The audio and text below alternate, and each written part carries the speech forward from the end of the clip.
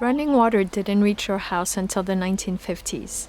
Before plumbing and appended appliances invisibilized the arrival and disposal of water, a number of household vessels shaped its flow. The pitcher, cistern, laundry vat, chamber pot exhibited how it was locally collected, stocked, utilized, and returned to the ground in the form of nutrients, natural NPK fertilizers. On northern farms, the water is drying up. In Accra, water jugs give way to spine-bending bales of obroni wawu, dead white man's clothes, balanced on young women's heads. Kayayo, she who carries the burden. Kayaye bear the 120-pound bales through narrow passageways from import trucks to stalls in Cantonmanto Market. From well to kitchen. In my brother's kitchen, my memory of him stands before me. He laughs so hard, tears fall down his cheeks. His tears become waves, and I see my boys rolling in the waves in Guadeloupe. In America, Europe, and China, frenetic production, rapacious consumption, massive exportation of stained, ripped, cheap, faded clothes.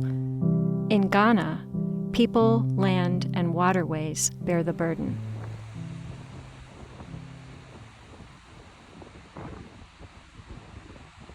When my brother was diagnosed with cancer, most of the population had never heard of the pesticide chlordecone, but they all had it running in their blood. Between 1972 and 1993, the chlordecone was massively spread on banana plantations in Guadeloupe and Martinique.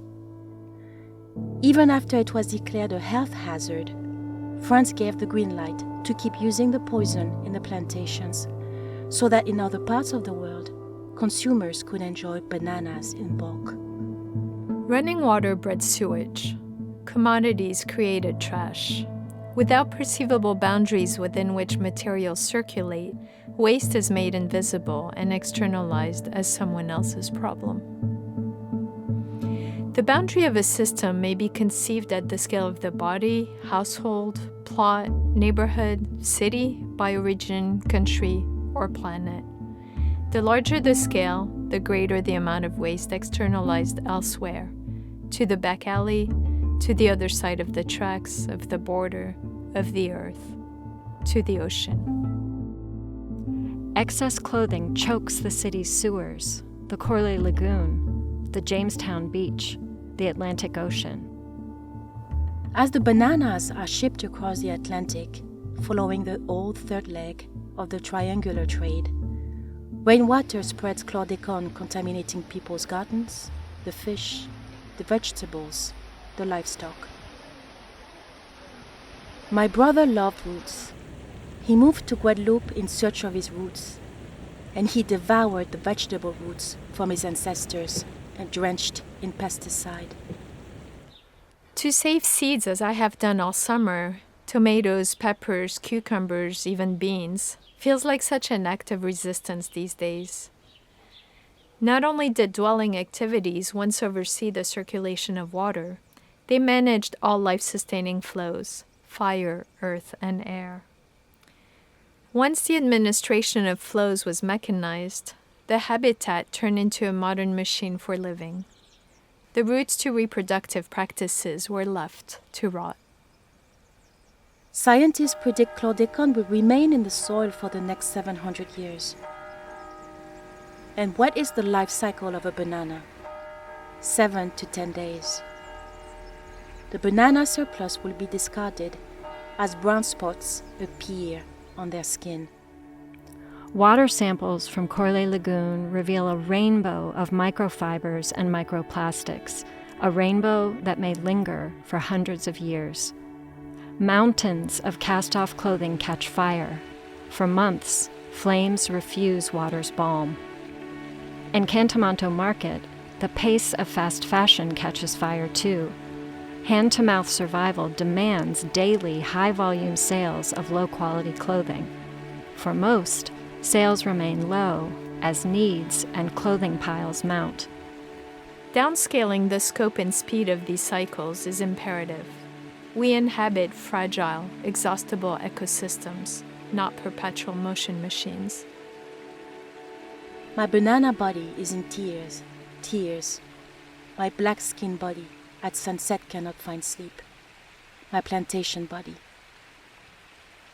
My memory of him won't go to waste. It persists and creates new life through the boys. Bananas killed, but they can also create a new form of energy. Food fermentation can create alternative energy.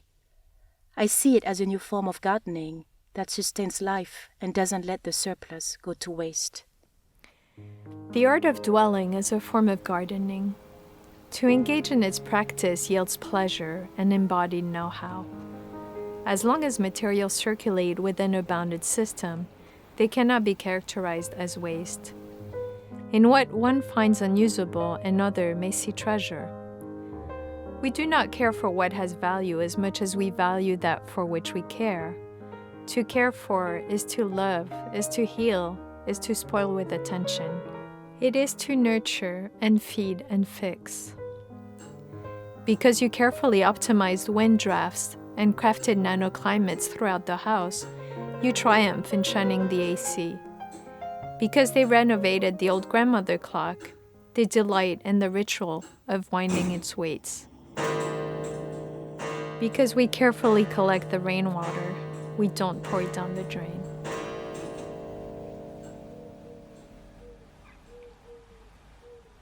Circuits of care can transform waste geographies and mend our social fabric. Imagine, in Ghana, waste diminishes, satisfies needs, sparks creativity. Kayaye's bales give way to new paths and opportunities.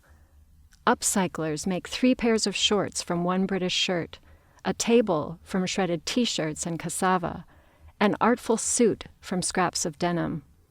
The waters of Corlay Lagoon breathe freely once again.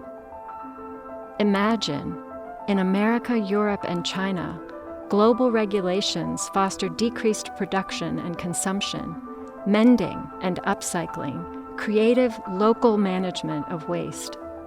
Polyester quickly and safely decomposes. Older fibers beget new fibers. Garments remain useful through multiple reincarnations. Off the coast of these islands, a whale falls. Nothing goes to waste. The carcass provides a nutrient-rich ecosystem for sea scavengers. It is a blue commensalism. I recall my brother's laugh. It sounds like the boys. What is laughter? The receding wave leaves behind a remnant of foam on the sandy beach. The child who plays hard by picks up a handful, and the next moment is astonished to find that nothing remains in his grasp but a few drops of water. Laughter comes into being in the same sad fashion. It also is a froth with a saline base. Like froth, it sparkles. It is gaiety itself. I recall my brother's tears. They were happy tears. Daylight come and me want to go home.